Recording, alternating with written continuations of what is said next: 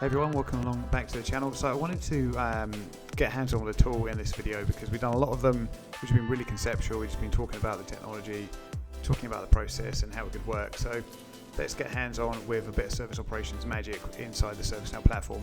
So full disclaimer, I'm going to be spoofing some events going in using our good old friend Postman here. And we're going to replicate some Dynatrace events going in just on a couple of different servers. We can see here we've got O2, and if I go into the body here, we've got 11, and in the body here we have 8. So we're going to fire in a couple of events and start getting a bit crazy with one of our applications here. Before we get going, let's just jump into event management here, and we will also just have a quick look at the operator workspace. This is all test dummy data, nothing here is live apart from a couple of these items here that, let me rephrase that, they are live, but they are test and dummy applications running in our cloud instance. So, you know, don't worry if these things are broken, they're supposed to be. But what we're going to look at here is mobile banking. This is a service that's been created using our take on the CSDM model. And here we've just got a manually created service map, just to be completely open and transparent, and we just use it for layering purposes so we can show the events and alerts coming in. And obviously this is non-production tin, so it's a little bit slower than a production instance of ServiceNow will be. Here we go, it's getting there, and we'll just wait for that map to load very, very quickly. And we'll come back to that in a second. Right, so here is the raw event queue. We don't want anyone to be working in this queue. This is where, back in the 80s, this is what people would be looking at. One of those horrible TV screens in the corner with lots of red and orange lines and no one could really see everything. This is just our dumping ground for all of our different sources. You can see we've got Azure, we've got Innovation, there'll be Dynatrace and AppDynamics and SolarWinds and stuff feeding in here. And this is where our events are going to drop in. So let's go ahead and fire these events directly into the instance. We should say one that's been inserted. Okay, this has been inserted as well. And then put our final one, this has been inserted. So that's just replicated 3 different servers, sending an event, different errors going into the ServiceNow instance. So let's go ahead and just refresh this list. We can see them coming through. And then we can see, obviously, mirrored in from the Dynatrace source, 8, 11, and 2, creating issues, and we can see we've got the severity all pulled through from the payload, and the platform has now read the payload and it's starting to process it. We can see actually we have already generated alerts here against this particular these events that have been created in the platform. And for those of you who have seen my events to alerts to incident video where we talk about why you would actually want multiple alerts and multiple incidents, but to group them intelligently.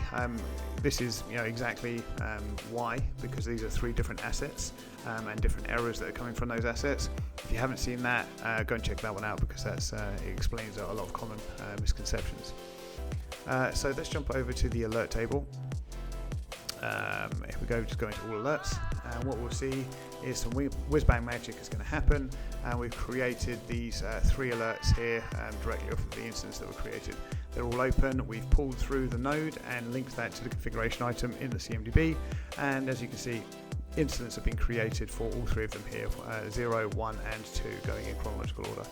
If we jump over into the service map now, hopefully that's loaded. Yes, it has. And now we can see that actually, if we just go back to the operator workspace, and you can see as I was clicking around there, this is now upgraded to red. We can see that we actually have issues against this particular application service. And we can see here in this very simplistic map, we have the 3 servers which are showing the errors that are coming from those different event sources.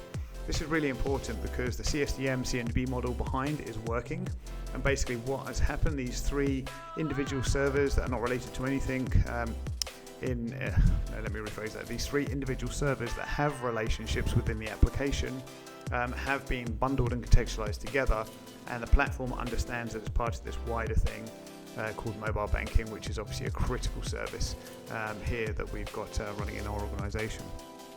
So we just jump back over to the alert queue, which is a little refresh. What we can actually notice here, if I just drop this down, is our contextualization engines and the native AI capability on the ServiceNow platform have now actually grouped these things. And again, go check out my event to alert to incident video if you haven't seen that.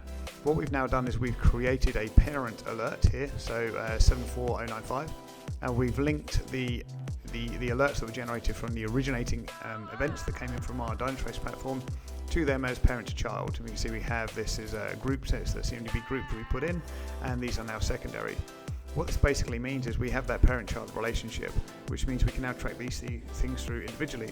More importantly, what's happened here is 0, 1 and 2 are now related to this master incident, and the master incident is also related to the master alert. So we now have this parent line and all of the children underneath it.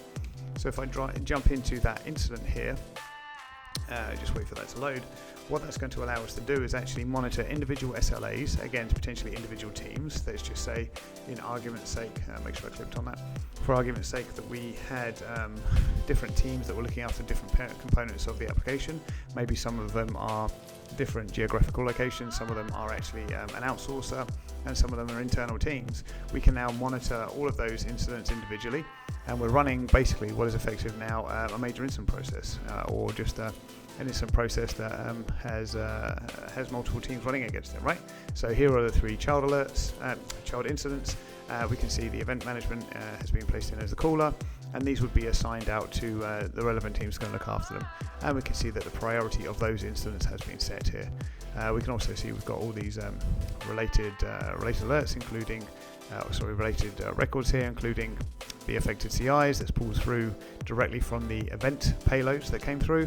We can see the parent alert here, even that the incident is related to.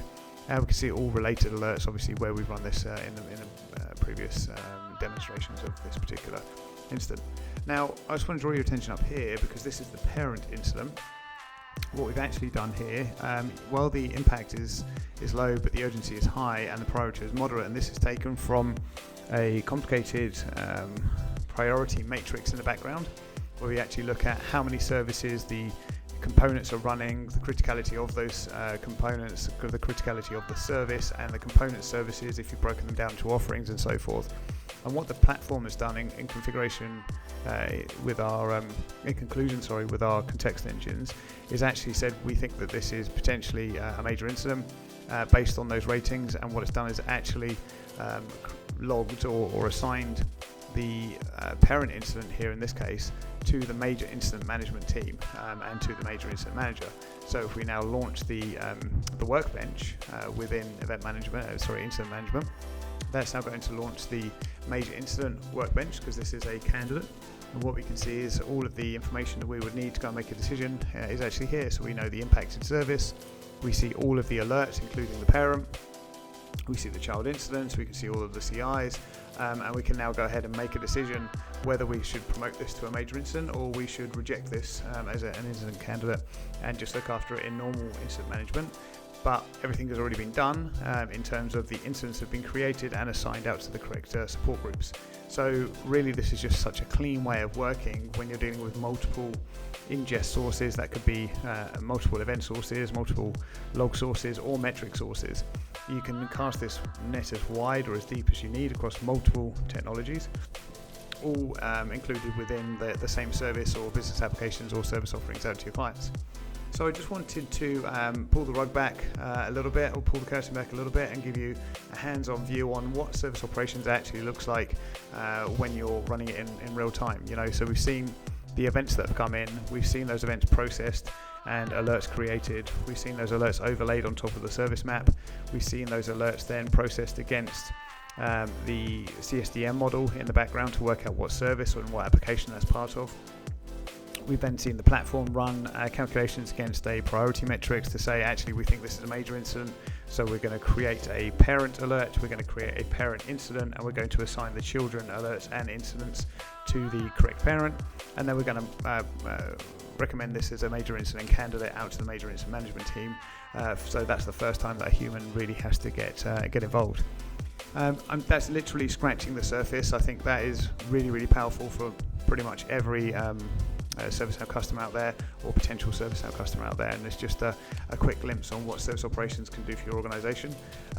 Any questions or comments, please leave them below. I'm going to continue to make little videos like this, and hopefully you found this useful.